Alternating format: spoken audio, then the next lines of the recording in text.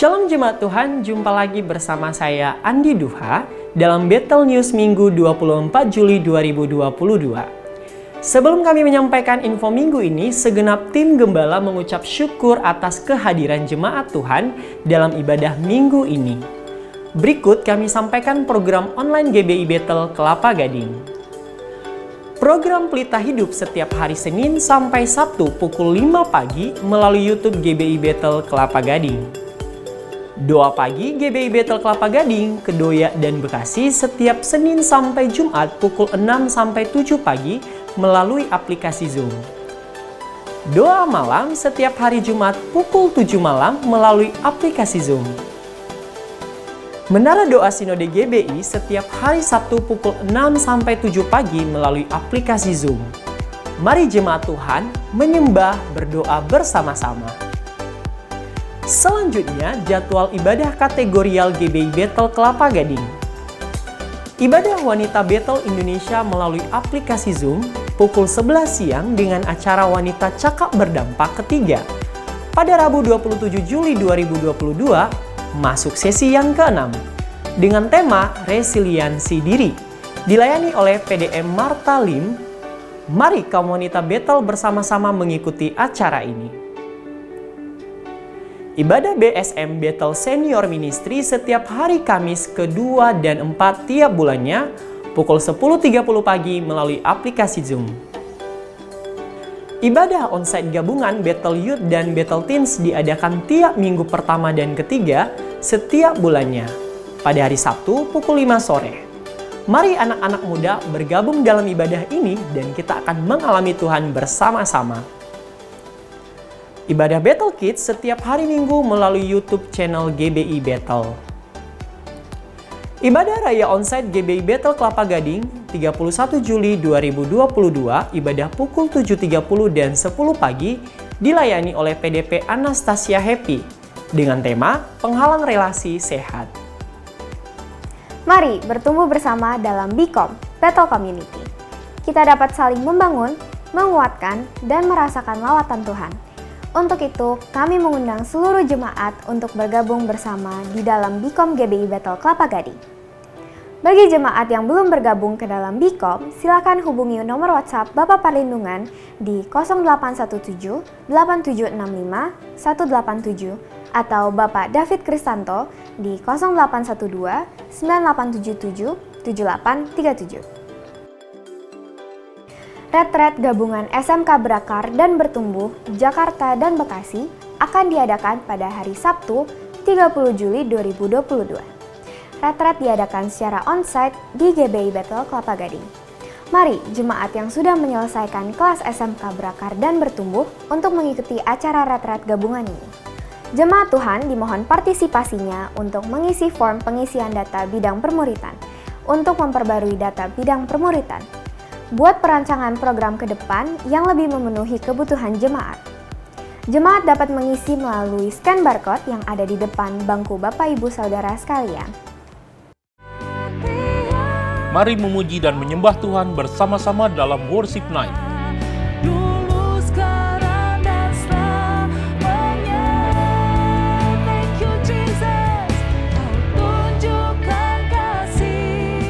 Yang diadakan pada Kamis 28 Juli jam 7.30 malam, live on YouTube channel GBI Battle.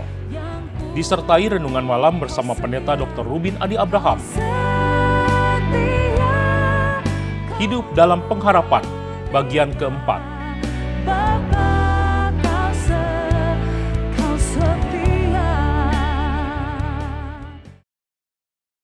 Demikianlah Battle News minggu ini. Untuk info selengkapnya dapat saudara simak dalam aplikasi GBI Battle. Saya Andi Duha, sampai jumpa, selamat berakhir pekan, dan Tuhan Yesus memberkati. Shalom Jemaat Tuhan, jumpa lagi bersama saya Hendra pada rangkaian ibadah hari ini. Saya yakin dan percaya kasih setia Tuhan dan rahmat-Nya selalu baru bagi Bapak Ibu dan juga saya. Saya bersyukur kita semua masih diberikan kesempatan untuk bisa beribadah pada hari ini. Semoga ibadah hari ini bisa menjadi kekuatan buat Bapak Ibu dan juga buat saya. Sebelum kita mulai ibadah, mari kita bersatu dalam doa.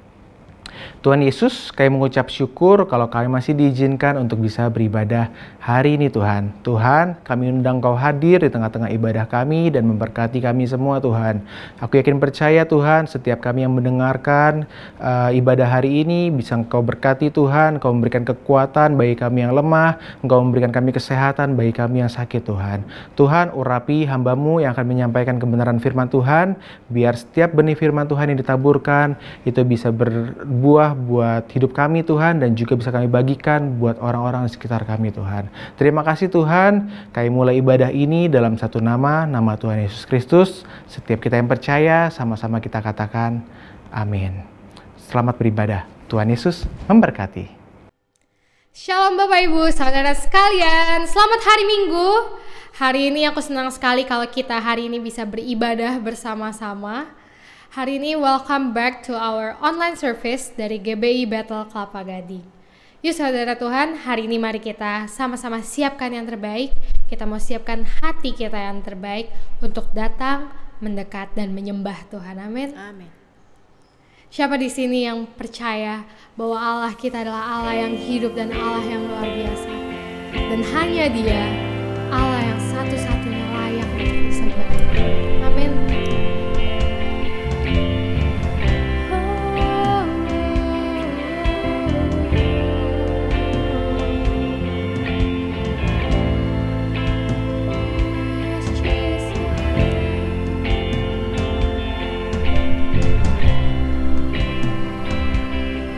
Semua mahkota dunia telah Ku letakkan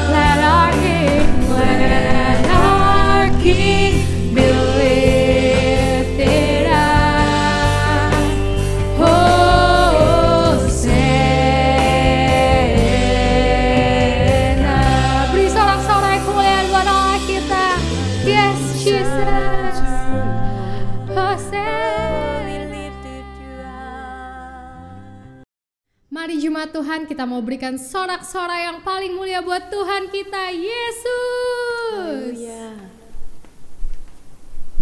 Yesus ajaib, Tuhanku ajaib, kasih-Nya ajaib bagiku. Katakan, Yesus ajaib, Tuhanku ajaib, rahmat-Nya tetap selamanya. Tak berubah kasih-Nya, setiap hari bertambah indahnya. Sampai bumi berlalu, habislah ragaku. Yesusku ajaib bagiku. Yesus ajaib, Tuhanku ajaib, kasih-Nya ajaib bagiku. katakan Yesus ajaib. Yesus ajaib, Tuhanku ajaib, rahmat-Nya tetap selamanya. Sebab tak berubah. Tak berubah kasih-Nya, setiap hari bertambah indahnya. Sampai bumi berlalu, dan habislah ragaku. Yesusku ajaib bagiku. Tak berubah. Tak berubah kasih-Nya, setiap hari bertambah indahnya. Sampai bumi berlalu, dan habislah ragaku. Yesusku ajaib bagiku. Sebab Dia apa, saudara-saudara? Yesus ajaib, Dia berkuasa.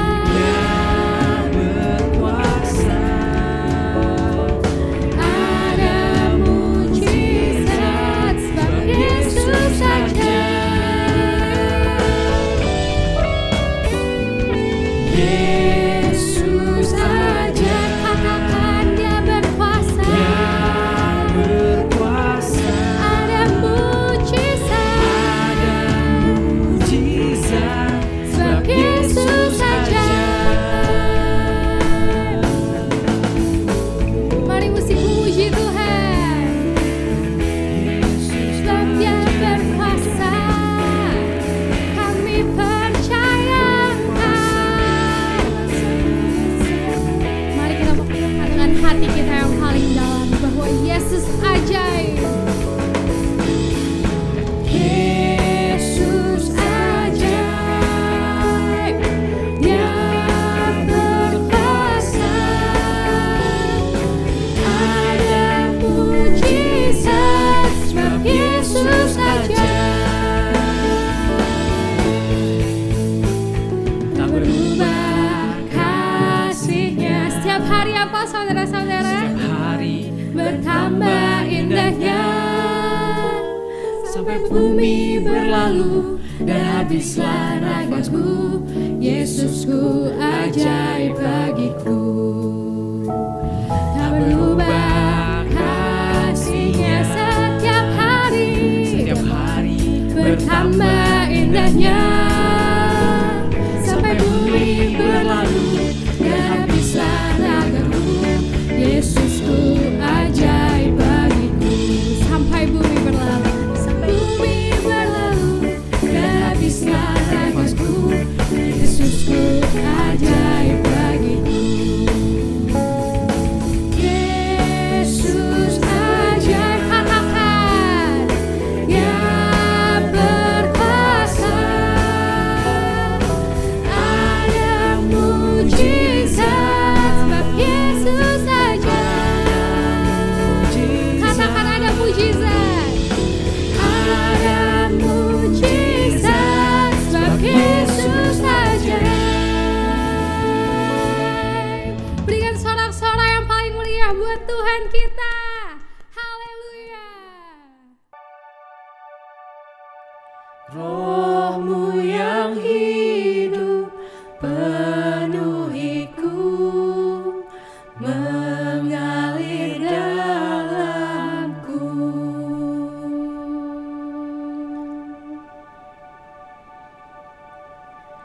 Jiwaku tenang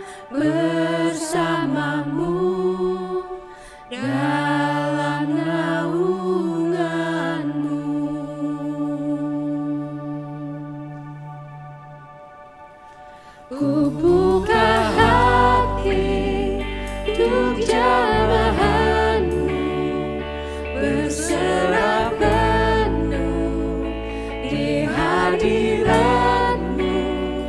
Kau ambil alih seluruh hidupku, di altar-Mu menyembah-Mu.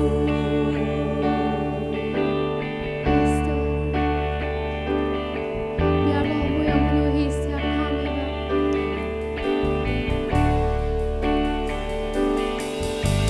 Roh-Mu yang kudus, pulihkanku. Engkaulah damaiku. Ku hidup oleh anugerah-Mu yang menyertaiku. Yang menyertaiku.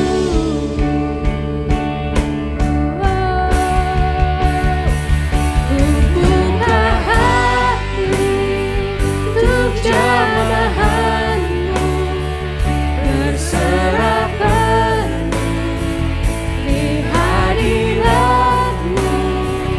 Kau ambil alih seluruh hidupku, di altar-Mu menyembah-Mu.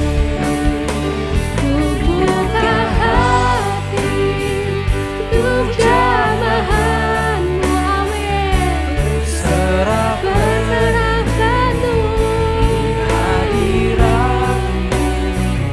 Kau ambil alih seluruh hidupku, di altar-Mu menyembah-Mu.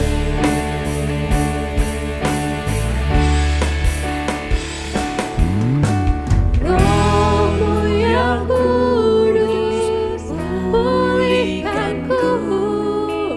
Engkaulah damaiku. Ku hidup oleh anugerah-Mu yang menyertaiku. Sama-sama kita katakan. Roh-Mu yang hidup penuhiku, datang urapiku. Ku siap terima kuasa-Mu, hidupku bagi-Mu. Mari coba Tuhan. Ku buka hati untuk jamahan-Mu, berserah penuh di hadirat-Mu.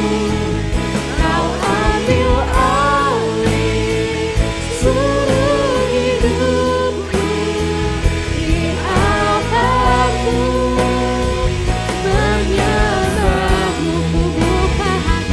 Ku buka hati untuk jamahan-Mu, berserah penuh di hadirat-Mu. Kau ambil alih seluruh hidupku, di altar-Mu menyembah-Mu. Di altar-Mu menyembah-Mu.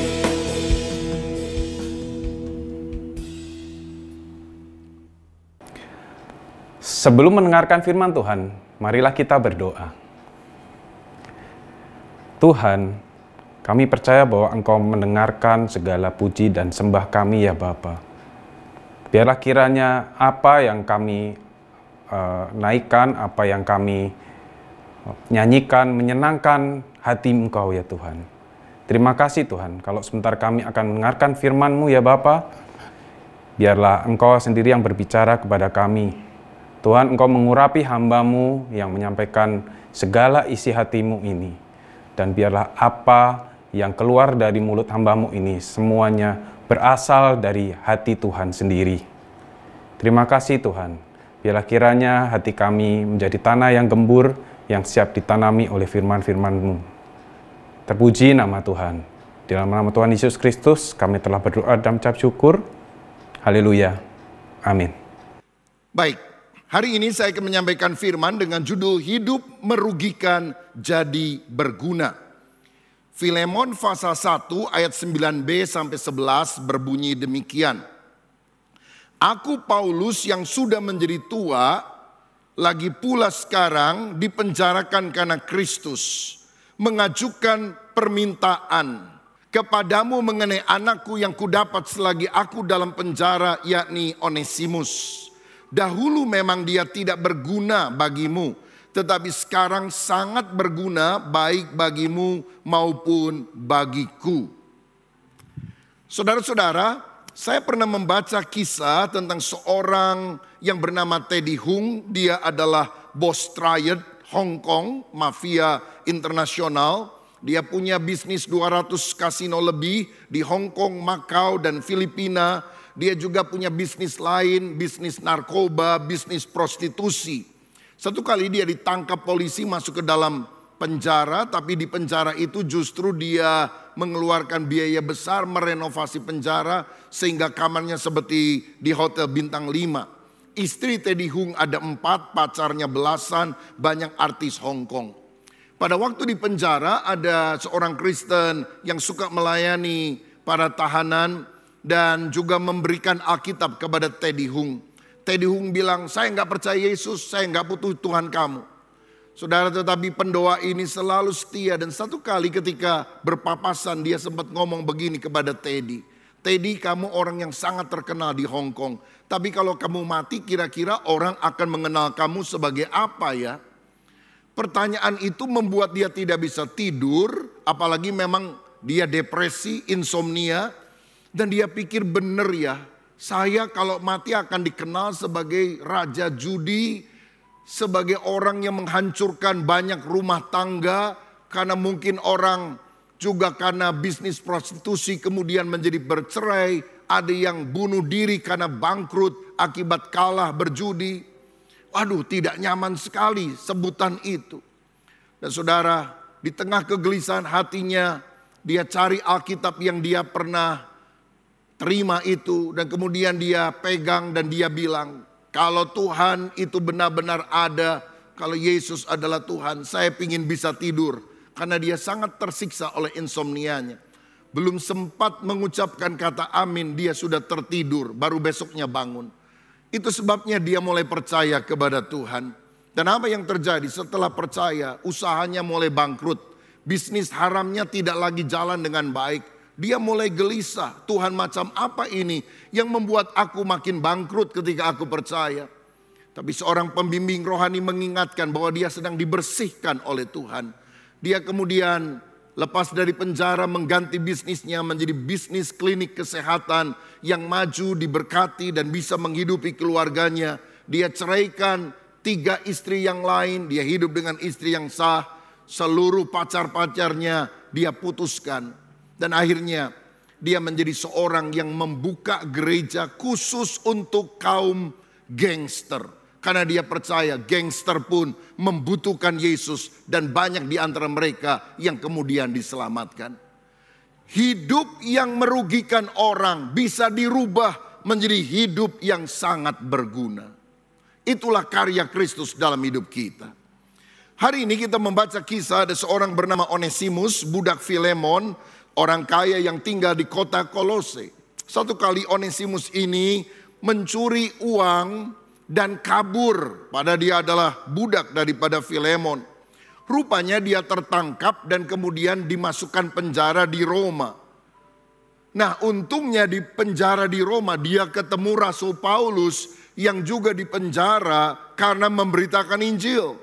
Dan itulah awal dari pertobatannya. Dia percaya kepada Yesus, hidupnya diubahkan.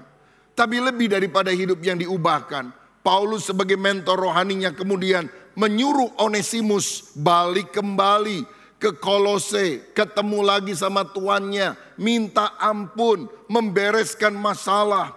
Dan karena Onesimus takut, karena hukuman pada waktu itu bagi budak yang lari adalah hukuman mati, saudara sekalian, maka dia menyertakan anak rohani yang lain yang bernama Tikhikus, membawa surat yang ditulis sendiri oleh Paulus agar Filemon menerima bukan lagi sebagai budak tetapi sebagai saudara. Dan Filemon menerimanya, dan akhirnya Onesimus ini menjadi pelayan Tuhan. Saudara-saudara, dari sini kita melihat bahwa hidup yang merugikan, maling, bisa berubah jadi seorang pelayan Tuhan. Saya percaya seburuk apapun masa lalu saudara, Tuhan memiliki masa depan yang indah untuk kita sekalian. Tuhan merencanakan untuk kita sungguh-sungguh bermanfaat, berguna untuk banyak orang dan membawa keharuman nama Kristus. Siapa yang rindu hidupnya dipakai juga sedemikian? Boleh angkat tangan, berikan tepuk tangan yang meriah untuk Tuhan kita. Nah, tapi bagaimana caranya supaya kita bisa berubah dari hidup yang merugikan menjadi hidup yang bermanfaat, yang berguna, yang berbuah untuk kemuliaan Tuhan? Yang pertama kuncinya kita harus mengenal Kristus. Saya yakin orang yang berjumpa dengan Kristus, orang yang lahir baru, hidupnya akan berubah. Saudara-saudara, Onesimus kalau nggak ketemu Yesus, dia tetap maling. Bahkan mungkin di penjara dia belajar dari maling lain supaya bisa mencuri lebih hebat dan tidak tertangkap. Saudara, tetapi hidupnya berubah karena dia lahir baru. Saulus adalah seorang penganiaya jemaat. Dia ketemu Yesus, dia berubah menjadi Paulus, rasul yang menanam banyak gereja. Wanita Samaria yang sudah 5 kali bersuami dan sekarang kumpul kebo dengan suami orang, berjumpa dengan Yesus, menjadi penginjil yang memenangkan seluruh Samaria bagi kemuliaan nama Tuhan. Saudara, masa lalumu mungkin buruk. Ada lembar-lembar hitam yang mungkin engkau ingin lupakan, tetapi itu mengganja di dalam hati. Tuhan dengan kuasa darahnya sanggup menghapuskan masa lalu kita yang buruk dan memberikan masa depan yang gilang gemilang. Alkitab berkata, sekalipun dosamu merah seperti kirmisi, aku akan menjadikannya putih seperti salju. Sekalipun berwarna merah seperti kain kesumba, akan menjadi putih seperti bulu domba. Bagi orang yang bertobat ada pengampunan. Nah, yang menarik saudara, di dalam proses pengenalan kepada Kristus, dia dibimbing oleh seorang mentor yang bisa menjelaskan kepadanya tentang kebenaran firman dan men-sharingkan perubahan di dalam hidupnya. Dia adalah Paulus. Paulus juga punya beberapa anak rohani yang mendampingi dia dalam penjara. Dan itu menciptakan sebuah atmosfer komunitas dan iklim yang sehat bagi pertumbuhan. Onesimus pernah gagal, maling. Tetapi saya mau bilang, kegagalan bukan sesuatu yang final dalam hidup kita. Kegagalan hanyalah sebuah peristiwa yang bisa diperbaiki. Cuma jahatnya manusia kalau sudah lihat temannya gagal sekali, dicap seumur hidup. Tuhan gak demikian. Thomas ketika Yesus bangkit, dia gak datang di dalam persekutuan anak Tuhan. Lalu dia gak percaya bahwa Yesus bangkit. Itu kan karena gak kebaktian seminggu lah istilahnya. Tapi ketika minggu depannya kan dia datang saudara. Dan dia ketemu Yesus, dia percaya kepada Yesus. Gak percaya cuma beberapa hari, percayanya seumur hidup. Tapi kita kalau ingat Thomas selalu ingat akan ketidakpercayaannya kepada Tuhan.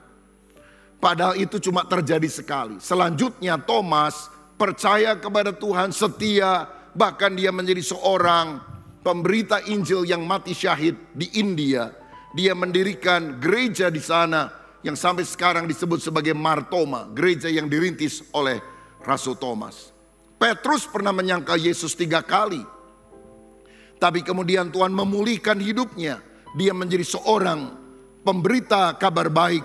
Dia berkhotbah pada hari Pentakosta dan gereja Tuhan berdiri. Saudara, saya mau katakan, di dalam Kristus kita adalah ciptaan yang baru. Yang lama sudah berlalu, sesungguhnya yang baru sudah datang. Jangan terus dihantui oleh kegagalan masa lalu. Ingatlah apa yang Tuhan akan kerjakan dalam hidup saudara kini dan masa yang akan datang. Tetaplah intim melekat kepada Tuhan. Hidup yang tidak berguna menjadi berguna untuk Dia. Haleluya. Yang kedua, saya melihat hal yang kita harus lakukan supaya kita sungguh-sungguh beralih dari satu kehidupan yang merugikan menjadi bermanfaat, menguntungkan bagi banyak orang.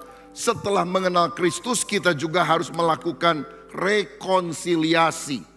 Artinya pemulihan hubungan dengan orang yang pernah bersengketa atau kita rugikan. Ayat 15-17 berkata demikian. Sebab mungkin karena itulah dia dipisahkan sejenak daripadamu, supaya engkau dapat menerimanya untuk selama-lamanya. Bukan lagi sebagai hamba, melainkan lebih daripada hamba, yaitu sebagai saudara yang kekasih.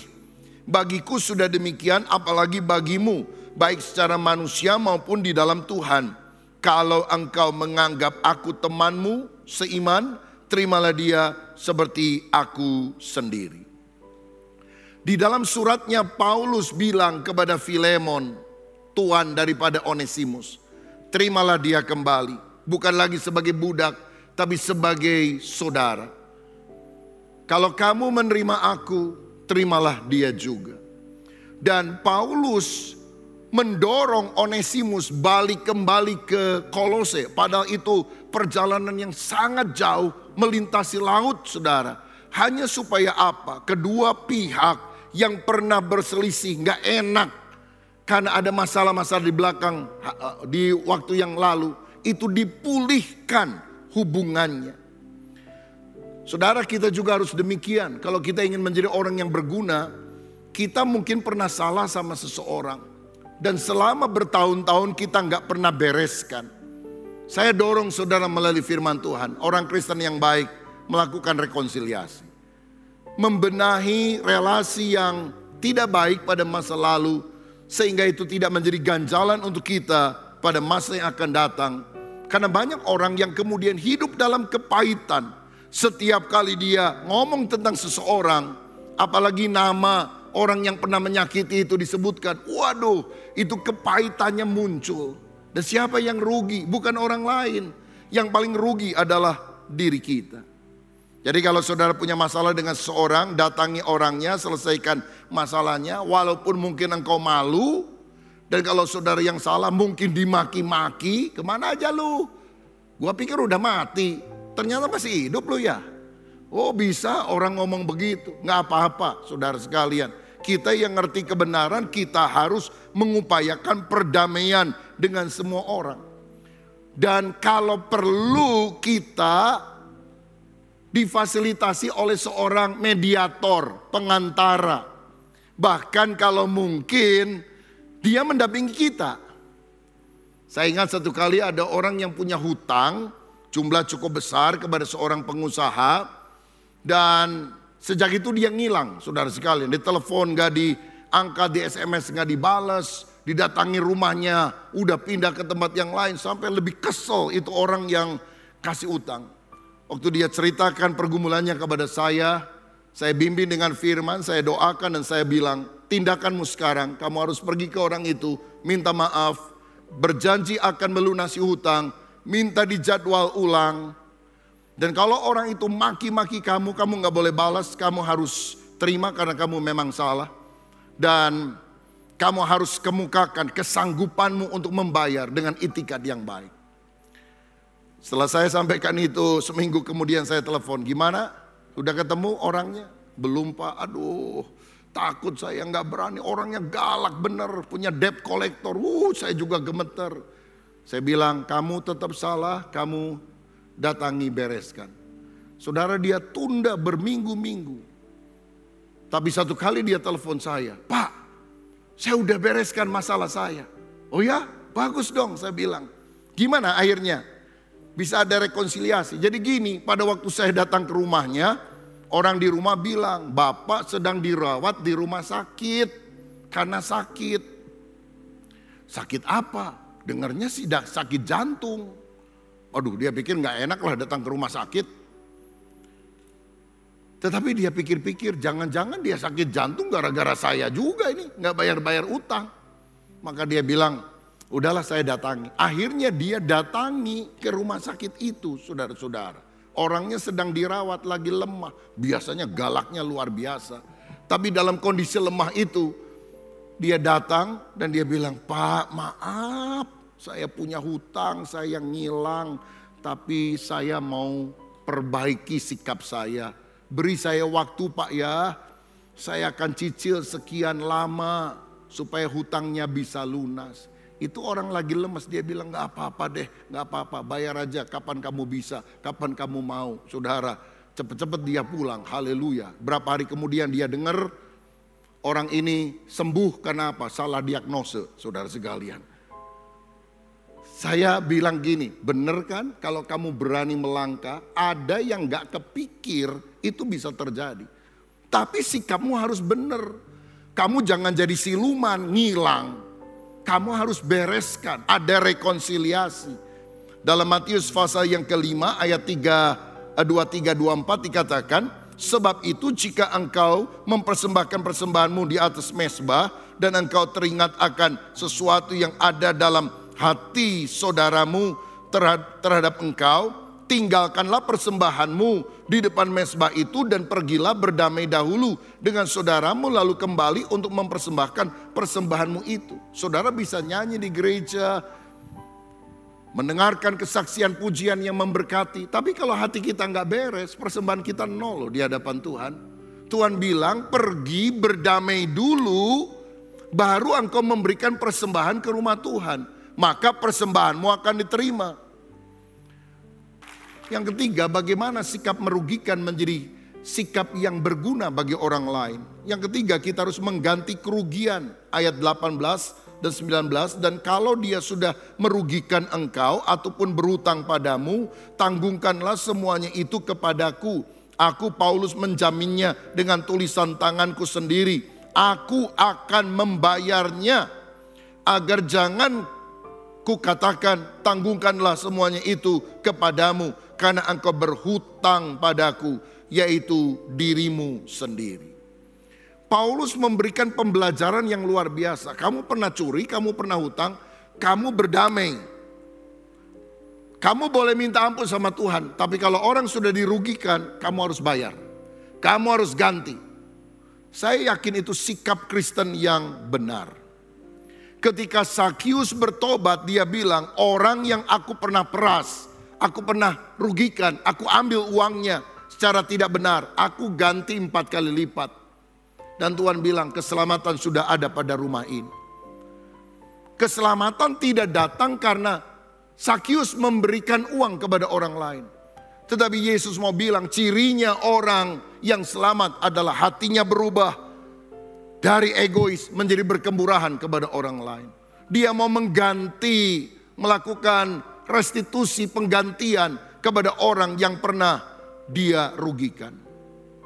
Kalau saudara pernah konflik sama orang dan urusannya karena duit, saudara datang coba rekonsiliasi, bereskan. Dan kalau memang saudara pernah merugikan orang, saya mau bilang saudara nggak cukup minta ampun sama Tuhan. Begini ya, kalau saudara misalnya sudah nikah, lalu satu kali kita membayangkan berhubungan seksual dengan orang lain, lalu kita mengaku, kita merasa bersalah, kita ngaku dosa. Nggak usah ngaku sama orang itu, saudara. Apa kaitannya? Tapi kalau saudara merugikan orang, utang nggak bayar, mungkin 10 juta, 100 juta, atau berapa, engkau nggak cukup cuma minta ampun sama Tuhan. Minta ampun kepada Tuhan adalah jalan yang pertama. Tapi kedua, bereskan. Kan dia dirugikan, saudara harus datang. Jangan yang utang lebih galak dari orang yang memberikan pinjaman. Itu bukan sikap Kristiani yang baik. Ada orang yang udah utang lalu ngilang, saudara, dicari-cari nggak ketemu. Setelah 2-3 tahun ketemu berpapasan di sebuah mall. Langsung ini yang punya uang bilang, kemana kamu? Utang kok nggak dibayar? Ini orang bilang, wah puji Tuhan, sekarang saya jadi orang Kristen. Dulu kan saya belum. Dan Alkitab berkata, jadi siapa yang ada di dalam Kristus, dia adalah ciptaan yang baru. Yang lama sudah berlalu, sesungguhnya yang baru sudah datang. Jadi yang lama-lama saya sudah tidak ingat, karena semuanya sudah hilang. Sejauh timur dari barat, Tuhan telah menghapus segala hutangku. Jadi utang apa ya? Ini kurang ajar ini saudara sekalian. Ini nggak benar sikap begini.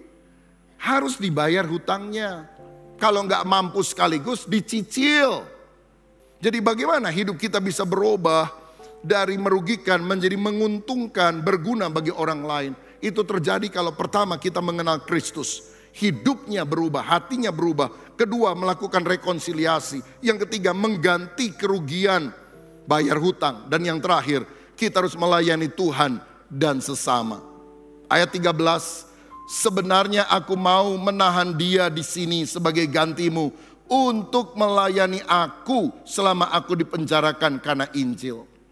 Ternyata setelah bertobat, Onesimus ini menjadi anak rohani dari Paulus. Dia melayani Paulus pada masa tuanya, apalagi dipenjara karena Injil. Dan itu diperkenankan oleh prajurit Roma yang menjaganya. Bahkan hidup daripada Onesimus ini baik sekali.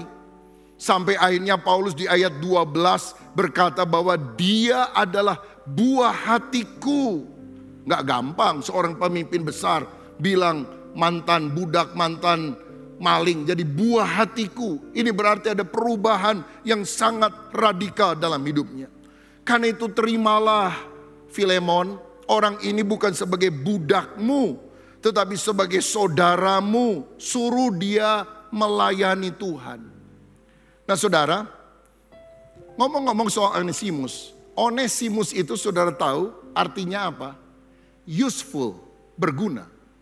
Loh hidupnya itu namanya berguna. Tapi hidupnya gak berguna karena maling saudara. Tapi ada perjumpaan pribadi dengan Kristus membuat hidupnya sesuai dengan nama yang dia miliki. Berguna. Saya percaya kita semua juga di pemandangan Tuhan adalah orang yang useful, berguna. Fruitful, berbuah untuk Tuhan. Itu yang Tuhan inginkan. Kalau pernah gagal, benahi. Hingga akhirnya hidup kita menjadi berkat. Saudara, menurut catatan dari Ignatius, murid Rasul Yohanes yang hidup pada awal abad kedua, Onesimus ini di kemudian hari setelah melayani di Kolose bersama dengan Filemon, menjadi pemimpin gereja, menjadi uskup di Efesus. Oh luar biasa, mantan maling, mantan budak, jadi uskup pemimpin rohani di Efesus. Efesus waktu itu termasuk di dalam kota besar dan gereja di sana juga bukan gereja yang kecil tapi gereja yang mengalami perkembangan. Dia menjadi pemimpin rohani yang hebat di sana. Dan menurut catatan Ignatius ini pada akhir hidupnya Onesimus ditangkap oleh tentara Romawi dan menjadi martir karena dia tidak pernah mau menyangkal Yesus. Wow, luar biasa. Dahsyatnya hidup yang diubah oleh Kristus. Saudara, saya mau bilang lebih baik mantan maling daripada mantan pendeta. Hidup yang buruk Tuhan bisa ubah karena kita sungguh mengenal Dia. Karena itu mari kita hidup tidak egois, memikirkan diri sendiri, tapi jadi berkat, melayani Tuhan. Jangan hanya kejar uang sebagai pencapaian utama dalam hidup kita. Jadilah orang yang berdampak bagi banyak orang. Ini nilai yang harus kita miliki di dalam kehidupan. Saudara tahu Shin Tae-yong dari Korea Selatan. Dia pelatih timnas U23 ya. Kemarin dia mengantar Indonesia jadi runner up Piala AFF. Dan cuma kalah di final sama Thailand. Tapi Shin Tae-yong tetap dihormati karena dia membawa Indonesia lumayanlah jadi runner up. Kan jarang-jarang juga saudara sekalian ya. Lalu kemudian dia ditanya. Dan Shin Tae-yong ngomong gini, sebetulnya saya ini mau dikontrak oleh sebuah kesebelasan dari China. Tapi saya pilih Indonesia. Loh kenapa? Apa bayarnya lebih besar? Enggak, yang China jauh lebih besar. Loh, kenapa Indonesia? Karena yang China itu satu klub saja profesional, ya nanti bertanding sama klub-klub yang lain di daerah itu. Kalau ini kan saya dipercaya tim nasional dan saya ingin mengharumkan Indonesia dan saya yakin Indonesia punya harapan. Uangnya jauh lebih besar sana, tapi saya pilih yang uangnya lebih kecil. Karena saya ingin jadi pelatih yang punya makna, punya nilai dalam hidup ini. Wah, keren juga saudara sekalian. Saya mau bilang pengejaran kita pertama-tama jangan sekedar uang, tapi apakah kita bisa hidup untuk jadi berkat bagi orang lain. Lakukanlah kebaikan sekecil apapun bagi orang, karena kita tidak pernah pikir bahwa dampaknya bisa sangat besar. Saya iri dengan kisah ini. Satu kali ada seorang yang cukup kaya, saudara sekalian. Dia minta perahunya itu bisa diperbaiki oleh seorang tukang cat karena catnya sudah pudar.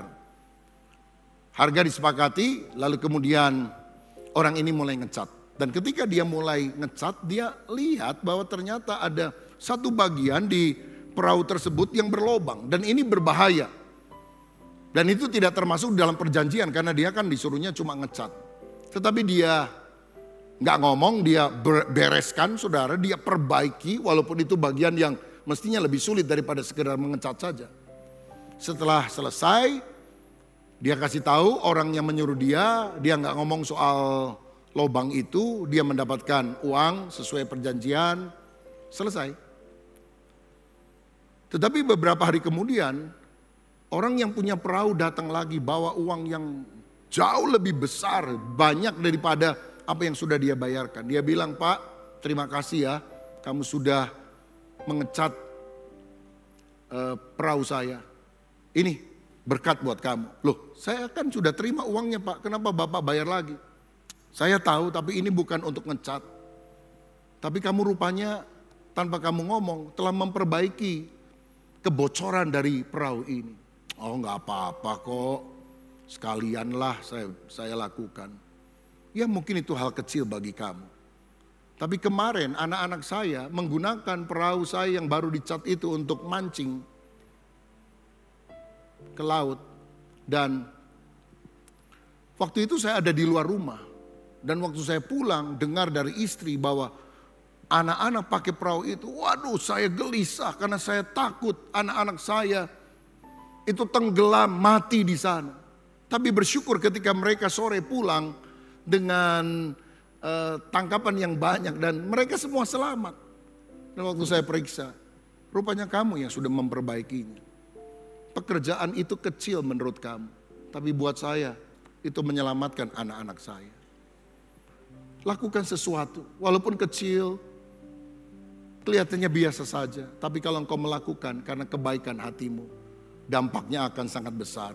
Hidup kita akan berguna bagi banyak orang. Saudaraku, jangan jadi orang yang merugikan orang lain, tapi jadilah orang yang berguna bagi Tuhan dan bagi sesama. Tuhan Yesus memberkati kita semuanya. Puji Tuhan, kita semua yang mengikuti ibadah hari ini pasti mengalami kekuatan dari Tuhan. Dan kiranya firman yang sudah kita dengar berdampak bagi pertumbuhan rohani kita. Bagi jemaat yang terbeban memberikan persembahan, silakan persembahan itu dapat ditransfer melalui nomor rekening ataupun barcode yang tertulis di bawah ini. Mari saudara sekalian, kita akan akhiri ibadah ini dan kita bersama-sama akan menutupnya di dalam doa. Mari kita berdoa. Kami mengucap syukur Tuhan buat hari ini di mana kami sudah menyelesaikan ibadah dari awal, pertengahan, dan akhirnya. Mari Tuhan kiranya Roh Kudus senantiasa terus memberikan kekuatan bagi setiap jemaat Tuhan di rumah masing-masing, dan kami percaya bahwa karya keselamatan, karya anugerah, bahkan kebaikan Tuhan selalu terjadi dalam kehidupan kami. Terima kasih Tuhan, Engkau memberkati setiap jemaat yang memberikan persembahan, Engkau menggantikannya dengan berlipat kali ganda. Dengan situasi seperti ini, hamba-Mu tetap memohon belas kasihan Tuhan, kiranya Engkau turunkan berkat yang luar biasa bagi setiap jemaat-Mu yang sudah memberikan maupun yang belum sempat memberikan persembahan. Terima kasih Tuhan, dan kami percaya bahwa pernyataan Tuhan pasti sempurna adanya bagi kami semua. Terima kasih Tuhan. Hamba-Mu juga berdoa buat tim gembala kami, berikan kekuatan, kesehatan bagi keluarga dalam pelayanannya, buat Om Julius, buat Pak Swito, dan buat Pak Rubin. Berikan hikmat akal budi dimanapun mereka berada Bapak, dan tetap mereka menjadi kepanjangan tangan Tuhan, dan nama Tuhan dipermuliakan. Terima kasih Tuhan, terima kasih. Dan pada akhirnya kami mengangkat tangan bersama-sama untuk menerima berkat daripada Tuhan. Saudara-saudara, terimalah berkat dari Allah Bapa, kecintaan dari pribadi Tuhan Yesus Kristus, dan persekutuan Roh Kudus, mulai hari ini dan sampai selama-lamanya. Mari semua jemaat katakan, amin. Puji Tuhan. Dengan demikian, selesai sudah ibadah hari ini. Tuhan Yesus memberkati. Untuk mengakhiri ibadah kita pada hari ini, kita mau sama-sama angkat pujian kita. Segala pujian syukur bagimu, Kau hadir dalam hidupku. Kini ku datang sujud di hadapan-Mu, memuji-Mu, menyembah.